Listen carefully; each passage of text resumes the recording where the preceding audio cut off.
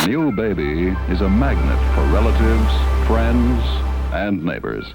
When you're young, the potential for the direction of your life is limitless, or at least it's easier to pretend that it is. You're told that you can be anything you want, often being asked what would you like to be when you grow up. An astronaut, an actor, an Olympian, you may say. All equally possible with the work and dedication to such bold careers cast to the wind for now. The world truly feels as if it's your playground. Now it's just a matter of time. Time being the key to everything and is as ambivalent as it is cruel.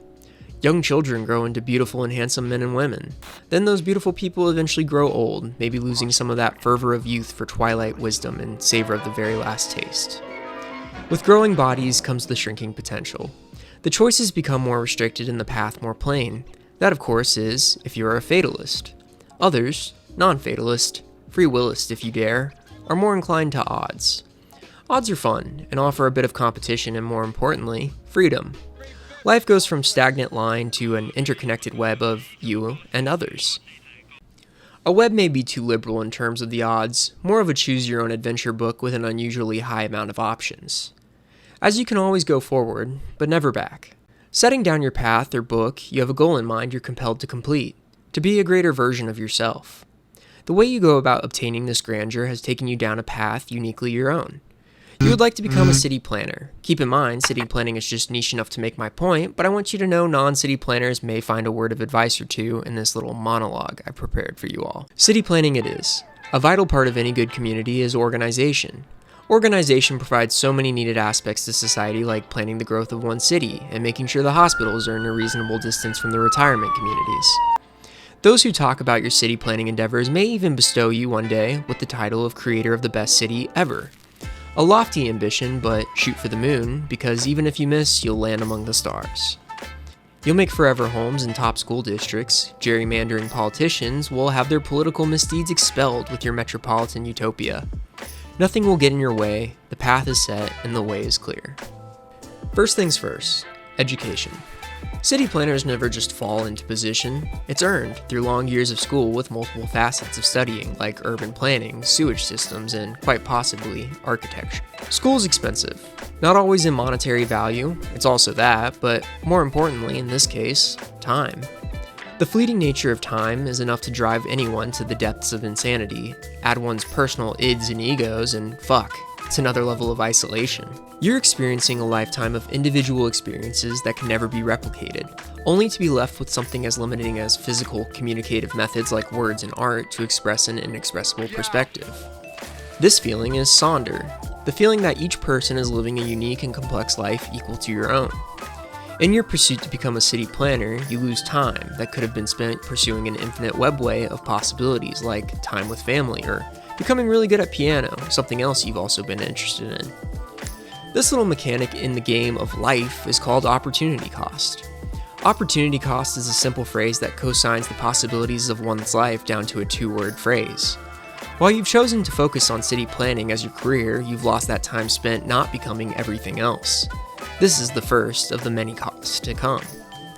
That time will never be returned and you will no longer be the blank slate you once were.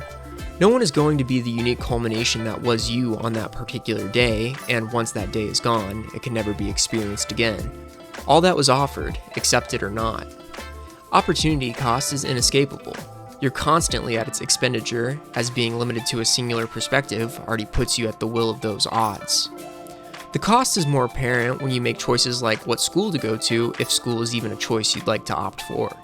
The world is rather big, and the internet makes it seem like we take up more space than we actually do. Having the ability to know what's happening in San Francisco while in New York near instantaneously tends to make you feel much more vast.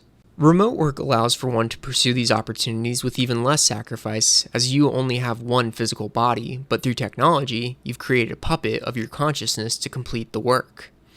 Traditionally, one may work a 9 to 5. This is colloquially known as a designated piece of time for labor consisting of a multi-hour block from the times of 9 a.m. to 5 p.m., with a 30-minute to hour-long lunch break included within this period. If you're not familiar with this premise, then may I refer you to Dolly Parton's wonderful tune about how it's enough to make you crazy. During this block period, you are expected to work in exchange for compensation. Welcome to capitalism. In this block of time, the work may vary. Some types of work are performative, as in you are expected to meet quotas of progress each day, or to continually work the full 8 hours with the general understanding task must be completed. Other work is contractual, where compensation will be provided after the project is completed on agreed upon terms. Obviously, we do the work because hopefully we enjoy it and feel fulfilled after completion. It aligns with our passions in life. You should love what you do. Key phrase, should. Most don't. We live in a world where money is a required facilitator to living. That's just cost. Sure, you could go all survival mode and make every aspect of life out of raw materials like shelter from felled trees, but that's just not as common as it used to be, and isn't something that's known out the womb like burrowing animals. Cost more oftentimes than not has to be managed and fulfilled prior to the end goal, or in this case, being a city planner. You'll die of hunger or exposure long before you've even placed your first building. More importantly, you don't have to work, but your quality of life is going to take a drastic downturn based on your low income status. In the United States, there's just about enough socialist policies at play to not die in the streets. However, similar to how you don't know how to build a house from birth, you most likely don't know what programs you can utilize to receive aid. Connections with others can allow you to skip steps here and there. People just generally liking you or someone in relation to you can get you extremely far.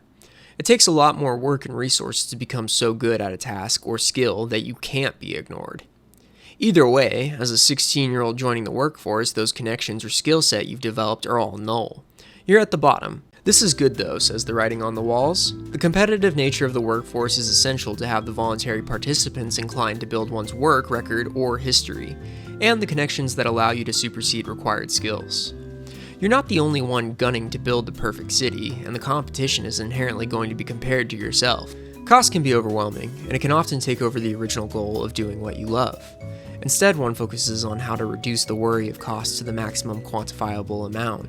This can put those who focus on cost in situations tolerating bullshit one would normally never accommodate. Basically, you've been poor and you see a clear way out of being poor, and you would no longer like to be poor less than you would like to work a job you don't like. Very few actually enjoy staring at financial spreadsheets or finding the best insurance policy for clients. However, those who put cost over happiness do enjoy not worrying about said cost over being entirely happy. Most people don't like some aspect of their job anyway, and there's no point in having a shitty professional life if your personal life matches. Even happiness is relatively subject. The highs are only as sweet as the humbling lows. A shitty hard day's work makes that happy hour a little more happy, if you get what I'm saying. To struggle is to be human, and that struggle will follow into reaches of passion as well.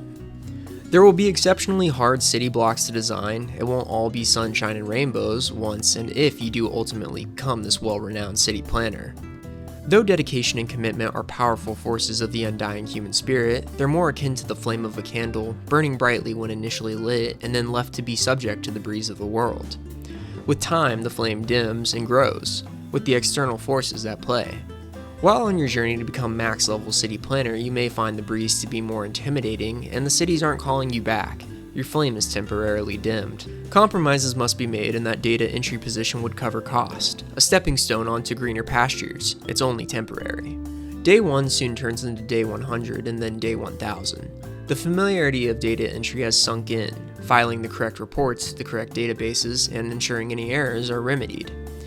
You've become familiar with your coworkers and even go to activities outside of work together. These are arguably some of your closest friends. You live comfortably, not worrying about cost, and taking a risk to jump fully into city planning would be a risk even a daredevil may not take. Because though you haven't thought of cost in quite some time, the uncomfortable nature and skin-crawling feeling of being swallowed by cost still dwells in your psyche, so you stay. You tell those around you that you're a city planner and that data entry is just paying the bills. However, that sensation too begins to fade, and you really are just a data entry professional who does city planning as a hobby. How did life come from an open world and possibility to knowing that day after day you will be entering data? This was only meant to be a stepping stone. The odds were never in your favor, and statistically you've ended up in a position that corresponds with probability. I think the movie Office Space, starring Ron Livingston and Jennifer Aniston, bases itself around this principle, and gives a scenario where an office drone is released of his inhibitions and desires to continue working, and how his life drastically changes following this epiphany. Peter is an office worker at Initech, a Texas-based company that focuses on innovation and technology. He has become verbose surrounding his current position in the world. He's micromanaged and no longer feels that he can keep up the charade of white-collar corporate America. Some of his coworkers and staff members ask if he has a case of the Mondays, to which Peter ignores. On this particular Monday, Peter has forgotten a memo on the new standard format of TPS reports and is told repeatedly by everyone about this mistake. Each person going into detail despite Peter having resolved the issue. Several of his managers coming to him at various points throughout the day. Peter confides to his coworkers and friends, Samir and Michael, about his frustrations over at Tchotchke's, a TGIF or Chili's stand-in next door to the office. Peter's frustrations are not only with his job, but his personal life too, stating that he also thinks his girlfriend Anne is cheating on him. Peter finally says that he knows Bill Lumberg, one of his bosses, is going to ask him to work this weekend. Peter, despite having a girlfriend, is interested in Joanna, a waitress at Tchotchke's, who he has hesitations about even talking to, which I don't think that's bizarre. I mean, he's got a girlfriend, even though he suspects she's cheating on him. Yeah. Michael explains that he likes his job in the software sector, but doesn't feel as though it gets the recognition it deserves. Michael explains that he could design a virus so ingenious that it would rip the company for millions without ever being noticed. Peter mentions to Michael and Samir that in high school, his counselor asked the class what they would do if they never had to work and had $1 million. Peter explains that if you liked to work on old cars, you were meant to be a mechanic, and says he never had an answer and never really wanted to do anything. Samir says he'd diversify the money into zero-risk stocks and options while also investing with his friend who trades in securities, not really answering the question of what he'd like to do. Michael explains his cynicism with the question as there'd be no janitors because no one likes cleaning up messes. The group leaves Tchotchke's and on return are informed by their coworker Mike Smikowski that they're downsizing Initech and that layoffs are sure to follow. We overhear Milton Wadhams, a meek and stuttering man, talking to the phone saying that he doesn't care if he's fired, as the company has already violated several personal requests of his, mainly moving his desk a numerous amount of times. Peter, trying to now leave the office in stealth, is ambushed by Bill Lumberg, who asks if he can, as suspected, work over the weekend. Later that night at Peter's apartment, he begins a conversation with his neighbor, who he can communicate clearly with as the walls are paper thin. Peter asks Lawrence, his neighbor, to come over, and they talk about what he would do if he didn't have to work. Lawrence says a threesome, then asks Peter what he would do. Finally, Peter laments that he wouldn't do anything. He would sit on his ass all day and enjoy his life and freedom. Lawrence says you don't need $1 million to do that. He has a cousin broke as hell who already does that. Peter's girlfriend Anne has noticed Peter is in a funk despite having a well-paying job with relative security and benefits despite the recent layoffs. Anne schedules Peter an appointment with a hypnotherapist who has had good results in helping people with various ailments like insomnia and quitting smoking. Peter explains to the doctor that every day he's worked for Initech has been the worst day of his life, and that every day going forward is going to be worse than the last. In short, Peter explains that every day you see him, he's essentially experiencing the worst day of his life so far. Peter asks if the hypnotist can instill false memories, so instead of being present at work, he instead feels he's been fishing all day. The hypnotist can't do that, but he does begin a process to see what he can do for Peter. As the hypnotism is underway, Peter is in a hypnotic state and is told to rid himself of all inhibitions, pulling out all the stops that make him hesitant to do what he's wanting to do. The hypnotist is about to snap him out of this relaxed state, but before this can happen, he has a heart attack, leaving Peter in this carefree state. The next morning, Saturday, Peter is in bed when his alarm clock goes off, and instead of going to the office like he informed Bill, his boss, he would, Peter hits the silence button and rolls back into bed. While listening to voicemails, Peter receives a call from Anne, his girlfriend, calling him a real jerk for just walking out of the hypnotism session like that, and to not blame it on hypnosis because it's all bullshit anyways. Peter hangs up on Anne and is immediately called back, stating no one hangs up on her. She says they're through and for a cherry on top, claims she's been cheating on him. Peter, unbothered, rolls back into bed and goes back to sleep. Monday morning at Initech, and the whole office is gathered around Bill Lumberg and a new person. Bill is explaining some new timesheet forms when Michael overhears that Peter isn't here and he didn't come in for the weekend like he was supposed to. Peter, now at Tchotchke's, walks in and asks Joanna, the waitress he's had a crush on, what she's doing for lunch, and if she'd like to have lunch with him. Zero hesitation. Joanna tells Peter she's not really supposed to do that, and Peter simply says that if she's interested, he'll be grabbing a table next door and would like for her to join him. Back at Initech, the new person that was with Bill is now performing interviews on the staff, deducing redundancies and finding what staff members to lay off. Michael is eventually called in to be interviewed by the now pair of auditors. Something I didn't mention is that Michael's full name is Michael Bolton. In 2024, that may not seem Bolton? like anything, it's just another name, but in 1999, Michael Bolton was a tremendously successful singer with a peak in his career during the 90s, producing tracks for such movies like Disney's Hercules. Michael from Office Space hates Michael Bolton. However, the auditors love Michael Bolton, and so our Michael lies about also being a fan of the singer. Back to Peter's storyline, we see the man sitting at the restaurant like he said he was going to. Joanna walks in and Peter offers her a seat, and she accepts. Peter notices a button on Joanna's suspenders and reads out loud, "We're not in Kansas anymore." A saying from the Wizard of Oz making a quip on her button, but also signifying Peter's change in his mental state. Joanna explains that it's part of her flair for her uniform and that she's required to wear 15 pieces of flair for her job, a superficial number, and that she actually just picked buttons at random. Joanna changes the subject by saying she doesn't really like talking about her flair. Peter is then asked what he does. He states that he works in a cubicle updating banking software for the 2000 Switch. Not only is this career monotonous, but it is not one Peter could have possibly told himself he'd be doing. Joanna doesn't know what the 2000 Switch is. Peter explains that all software is written on a 2-digit format instead of a 4 to represent the year, so instead of 1998, it's just 98. Peter then stops and says it doesn't really matter. He says it doesn't matter because he doesn't like his job and he doesn't think he'll be doing it any longer. Joanna is shocked by this statement, asking if he's going to get another job. Peter, free of this feeling of need, says no. Joanna says, "What about bills?" Peter says he doesn't like paying bills either, so he thinks he's just going to stop. Joanna asks what Peter wants to do. He says he'd like to take Joanna out for dinner, and after, take her home and watch kung fu movies. Back at Initech, Bill is asking Milton to move his desk once again. Milton, being a soft-spoken person, falls victim to this voluntoldism. Bill, to put salt in the wound, steals his stapler. Peter walks in and encounters Michael. Mike clearly wants to know what's going on with Peter. Peter explains how he's been doing nothing, and it's been everything he's ever thought it would be. Michael informs Peter that he's supposed to be having his meeting with the layoff consultants, and Peter, to our surprise, is eager for the interview, stating that it's been the best day of his life, a contrast from what he told the hypnotist earlier, and a contrast to his former life. Peter enters the meeting, being introduced to the consultants, both named Bob Slidell, and Bob Porter. Peter makes himself comfortable, grabbing the water pitcher and pouring himself a glass. Peter begins to explain that it's really a motivation issue. He only does about 15 minutes of solid work each week. The reasoning is that if he works his ass off and Initech sees profit growth, that Peter sees no difference in his life, more importantly, his paycheck. Peter goes on to explain in further detail that he has 8 different bosses, so when he makes a mistake, he is hearing it from 8 different people throughout the entire day. His only solace for working hard is to avoid being hassled by these 8 people. Finalizing the interview, Peter explains to the Bobs that the whole process is just enough to get someone to work hard enough not to get fired. The meeting concludes with one of the Bobs making some half-assed suggestion of a stock plan. Peter begins to leave Initech.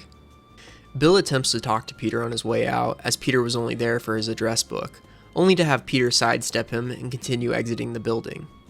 Back at Tchotchke's, Joanna is pulled aside by her boss and is informed that she is wearing the minimum amount of flair, and that she's encouraged to wear more, however she is not required. A conversation ensues where her boss is essentially asking for more expression on her part, explaining that she should want to express herself through increasingly more flair, however is not requiring it, similar to working over the weekend for Peter.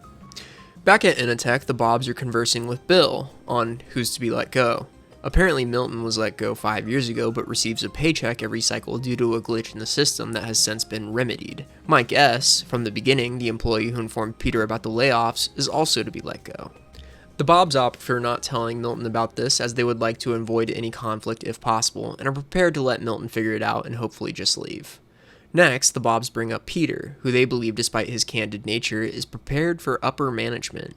Bill is quick to disagree, calling attention to Peter's lack of attendance. However, the Bobs quickly turn the meeting into Bill's performance evaluation, mainly how long he's spending on TPS reports. The next day, Peter is shown going to Initech, where he parks in Bill's spot. Inside, Peter begins disassembly of a door. Bill arrives and parks in a handicap spot adjacent to his usual spot, where we see a tow truck soon arrive and rip Bill's bumper off his Porsche. We begin a montage of Peter enjoying his days, spending time with Joanna, watching movies, going fishing, and popping in and out of Initech, just generally goofing off there and telling Bill to fuck off. Bill goes and sees Milton once again, who voices he hasn't been paid. Bill says that's a payroll issue and that they actually need Milton to move his desk once again. In a meeting with the Bobs, Peter is informed that both Michael and Samir are to be laid off, and that Peter is in line with promotion to manage a 4-man team, as the Bobs enjoy Peter's no-nonsense, straight-to-the-point approach. Peter is dumbfounded as Michael and Samir have been showing up to work and working tirelessly, and Peter's just been goofing off. Peter invites Michael over and asks about the virus he's always talking about. Michael explains that every transaction with compounded interest, which is thousands, leaves a fraction of a cent that is often rounded out. Michael's virus would take these fractions and place them in an account. Peter asks Michael why he doesn't do it, and Michael explains the risk isn't worth it. He has a good job. Peter asks Michael what if he didn't have a good job. At a bar, Michael and Peter are sharing beers. It's clear that Peter just told Michael about the layoffs. In short, Michael explains that his software is already made and works, but he doesn't know how to install it on the union software. However, Samir does. Back at Peter's apartment, Michael and Peter have brought in Samir. They begin to go over the case, saying that the worst that can happen in America is they'll lock you up. There's not any severe punishments like having one's hands cut off to persuade them. They begin to source the details. Back at the office the next day, they begin to execute the plan. A coworker walks up to the group and informs them that Mike S. was let go. Moreover, he tried to kill himself through carbon monoxide poisoning in his garage. However, Mike's wife interrupted this. Mike decides he does want to live, but as he's reversing out of the driveway, is T-boned by a drunk driver. Hospitalized, but alive, and to receive a 7-figure settlement. To celebrate Mike surviving along with the payout, he's having a barbecue that all of them are invited to. The coworker then leaves and the group begins to install the virus.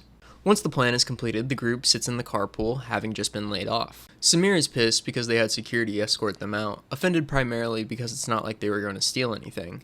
Peter confesses that he did steal something. We're then given one of the most memorable scenes in cinematic history.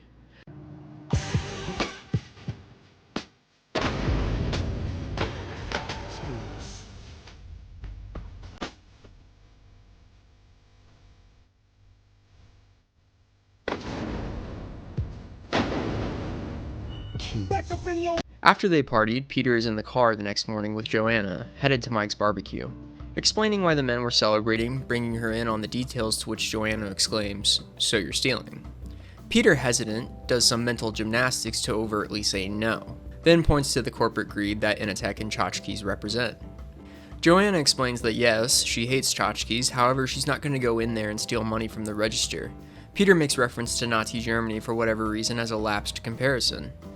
Peter says they can talk about this later, arriving at the barbecue. There, Mike S. pulls Peter aside as he actually wanted to talk to him about something.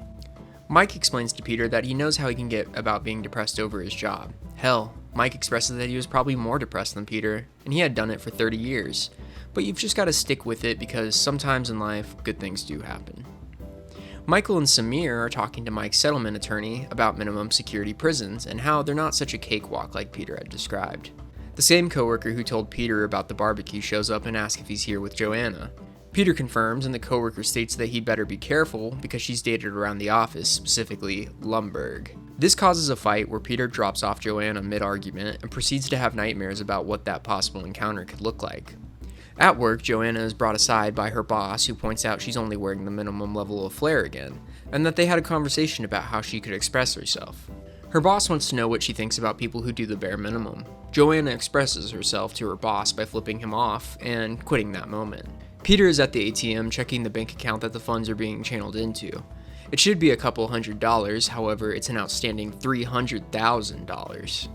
The trio of Peter, Michael, and Samir are now in the car rushing to Peter's apartment after he had just picked them up, with Michael guessing he possibly put a decimal place in the wrong spot.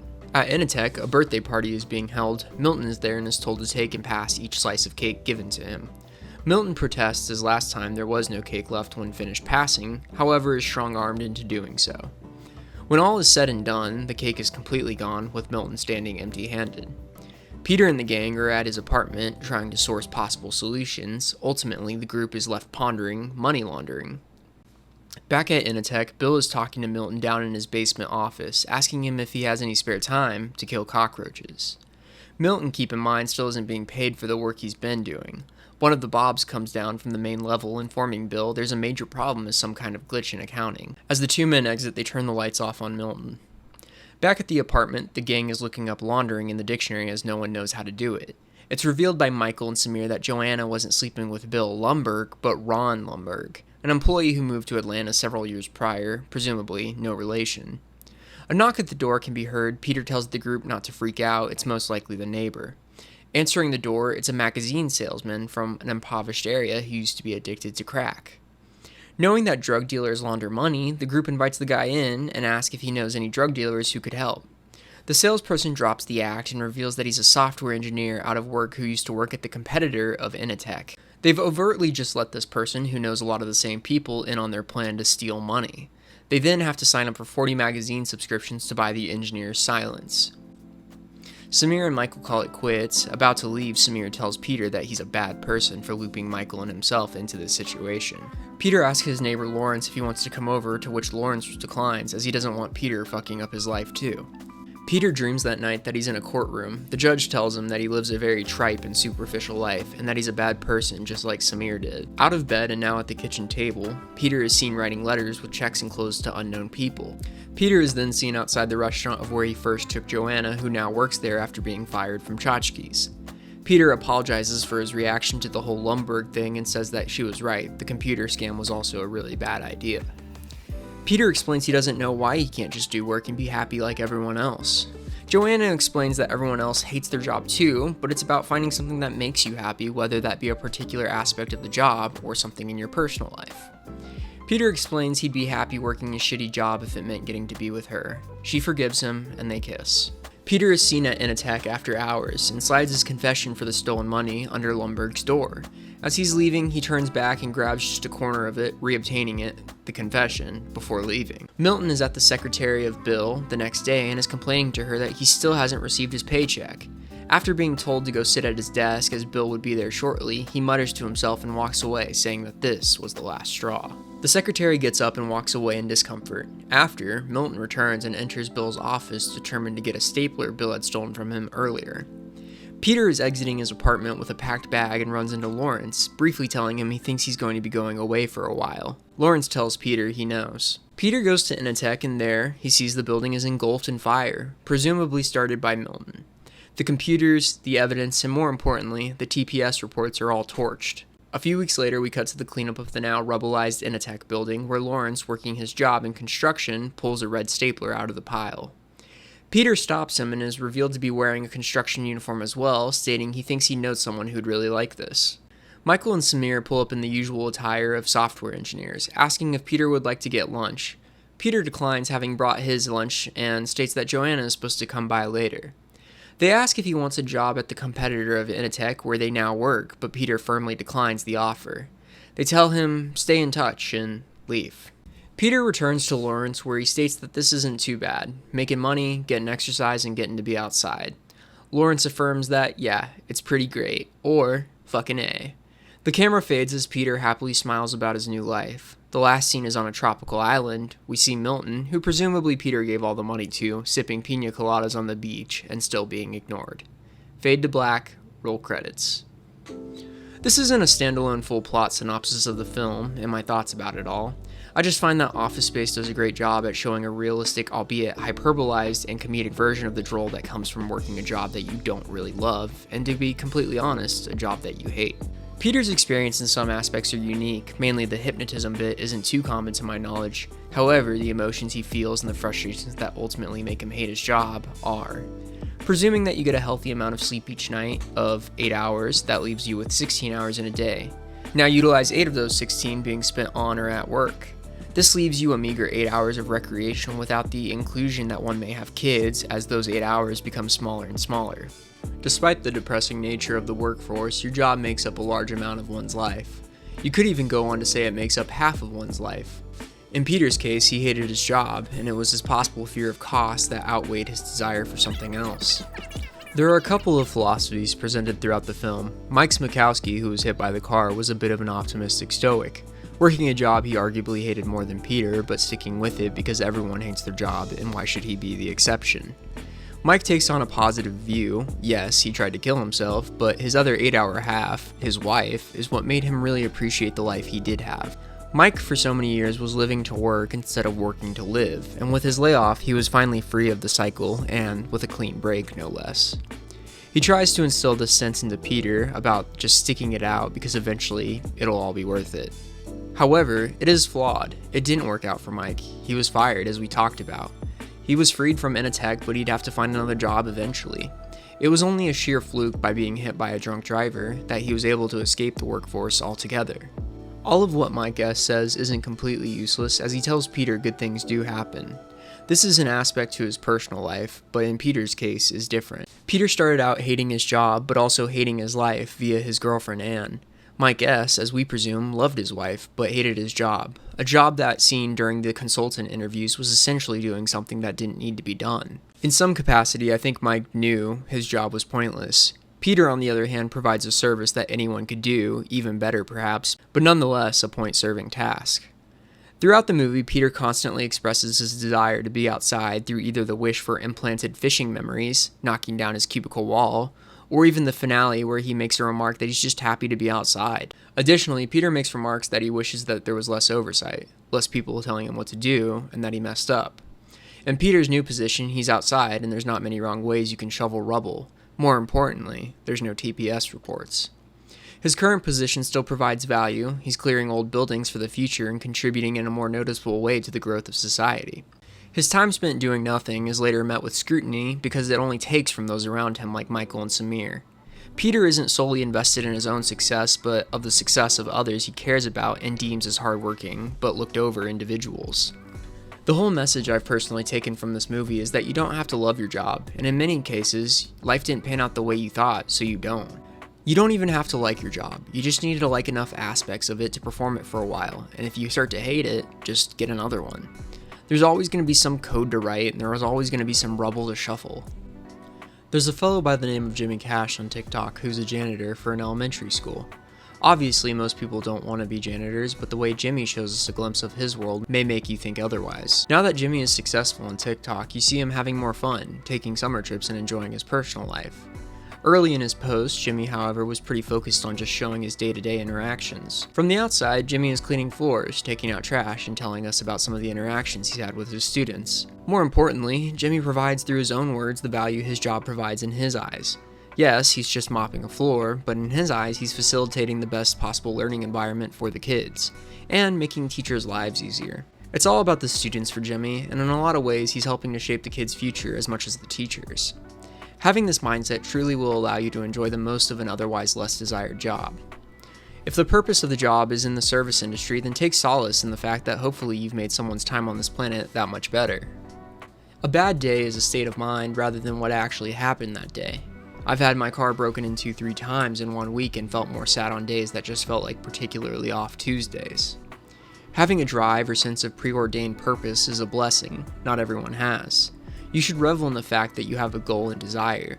Just because you're a data analyst now doesn't mean city planning is completely off the table, because as said, sometimes good things do happen. Happiness, as cliche as it sounds, comes from within. You'll still roughly be the same person whether that person or not is an official city planner. Getting the title won't drastically alter how kind or ambivalent you are towards the universe. You may even lose that sense of purpose once the position is obtained in a process where this once desired dream, that was placed above all else, is tarnished by reality setting in. At the end of Office Space, I don't think it's Peter's changing careers that creates the sense of happiness we see him donning at the end, but the self-actualization that he obtained along his journey.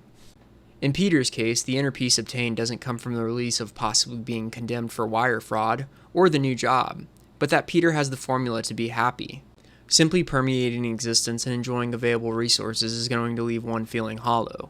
Sure, it may be desired while working at a shit office job to do anything else, including nothing, but once obtained, similar to the dream career, it will tarnish with time and sour in one's mindset if a greater understanding is not obtained.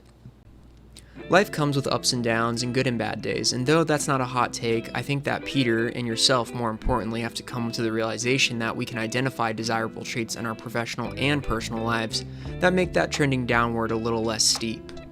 In the modern age, there's a battle between us and cycles of immediate gratification. You can essentially have anything and everything at your fingertips and your front door whenever you want it, and it'll only become more expansive and faster. People who built houses used to build houses because they liked building things. It was an art form and a craft, a reflection of one's dedication to doing something that not only provided a service to others but was worth doing because it made you happy. Building houses now, or even city planning as we've looped in, is becoming increasingly commodified along with everything else. Everything's a product to be packaged, categorized, and sold. This isn't to romance history or look back on a time that never was with rose-tinted glasses, because what I've stated isn't a unique perspective even to my time. I'm sure people in 1999 were saying the same thing. It just seems that everyone has this general consensus on how the world should operate and how things could be so much better, but we're all comfortable in our current job because it's secure and we like enough things about it to let it last. Moreover, this current state is the known, and similar to how Peter wanted to do nothing but eventually started hating that, I think with our mindset to the current situation, it has to be the first thing to change before a change in occupation, so to speak. There's beauty in the everyday, and identifying said beauty isn't the easiest. Our egos tend to get in the way of looking at things objectively. The self is the enemy to happiness. It's hard to appreciate the exceptionally nice fall afternoon when your boss brought you in to talk about underperformance, or that a potential publisher decided they would be going in a different direction than your work. Objectively enjoyable days that match what you've historically told yourself and others in terms of weather are limited and can be ruined by bad days. However, your potential for bad days fluctuate based on your reactions to near unlimited chances. I personally lean to more of a proactive choice and give my thoughts to internal factors. I manage a small retail team, and whenever an employee has ignored instructions or failed to meet standards, I look internally to see if I missed listing specifics or failed to accurately employ the importance of said moment. This mindset doesn't strictly apply to my job, which I've come to like enough aspects to continue doing, but rather my whole worldview. It's far and few between that I will not find something that I've done to contribute to the situations that I'm in. And if somehow I conclude that I was magically faultless in the situation, then that's where sympathy, empathy, and understanding come into play. Just like you run late for work once in a blue moon, so do other people. Just like how you accidentally cut someone off in traffic, so do other people. People often don't get hurt from genuine mistakes, so just chill out. It's this ideology that I believe has me constantly reevaluating myself as a person and how I try to be more kind going forward. Working retail has taught me to meet a lot of slander or demeaning comments with a smile on my face, and to not react as a person who just had their feelings hurt, but rather a person who has a great life, and maybe, just maybe, by killing you with kindness and understanding, I can let you in on that too. Most of the time, I kind of do this thing where I feel more embarrassed for the person letting out whatever bad emotion. You, sir or madam, are being rude to a retail employee. Karen isn't a term I'm fond of, as I know a very lovely Karen, but others who don't know kind Karens would be inclined to label you as such. It's actually kind of insane because retail employees or anyone working a position are kind of shielded unless heavily in the wrong. I don't know if I believe in God, but I believe the universe to be alive and treats those who treat its creations well with favor. Getting less physical, my mommy raised me somewhat right, and I want to be good and do good things. Well, why? Well, as Jordan von Strangle once said, Timmy Turner, you are not a good person because you expect to get something out of it. You're a good person because it's the right thing to do. You could be the pivot point in someone's life that makes them reevaluate and go forward with the same mindset that you have. Most likely not, but if I was able to make someone understand that it's all peace and love out of a million, well, shit man, I guess that's just another hard day of honest work. That beer that I will ultimately be drinking after this interaction because I'm human too will be all the more earned because of it. It's hard to remember not to get caught up in a moment, to remember your training as they say in Kung Fu. Just be nice. Be kind, that's all. Don't develop a savior or messiah or superiority complex. You are equal in complexity and value to your fellow man. This is a good rule for breaking into the beauty that awaits your discovery in the mundane. You've been given the rare opportunity to be alive, to exist. Trust me when I say that your phone, or whatever you'd rather be doing, will still be there most of the time. Live in the present. Revel in the chance to become familiar with your fellow man. Count the small victories as just victories, and your large failures as honest mistakes and opportunities to learn. It's just such a wonderful thing to be able to learn, to grow, to pursue one's dream and bear witness to a metamorphosis to all the different people you will become. Some slightly different and others vastly apart, but in the end, all of it is you. Work hard, make friends, find something you love, just enough to keep doing it, and drink a beer or two at the end of the day because you earned it.